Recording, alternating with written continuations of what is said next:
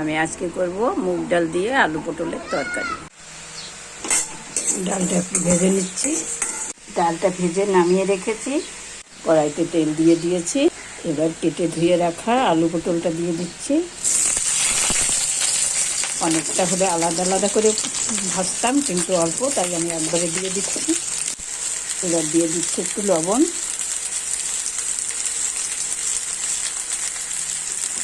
এবার দিচ্ছি একটু হলুদ। আলু পটলটা ভেজে নামিয়ে রেখেছি। ওই তেলে আমি একটা শুকনো লঙ্কা ফোড়ন দিয়ে টমেটো আর আদা বাটাটা দিয়ে দিলাম।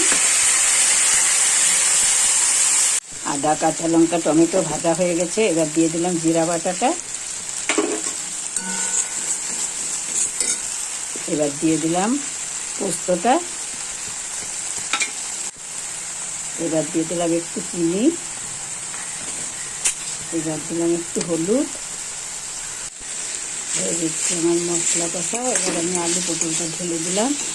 এবার আর একটু কষিয়ে একটু গরম জল দিয়ে দেবো। হয়ে গেছে আমার আলু পটল কষা। এবার দিয়ে দিলাম একটু গরম জল। আমি আলু পটলগুলো তেরসা তেরসা করে কেটেছি। এবার দিয়ে দিলাম যে ভেজে রাখা মুগ ডালের, ওটা একটু সামান্য গুঁড়ো করে নিয়েছি।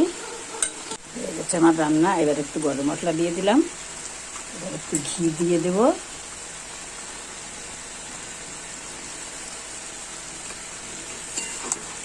ঝোলটা একটু আছে, এটা মুগ ডালটা টেনে নেবে। এই যে মুগ ডালটা দানা দানা হয়ে গেছে।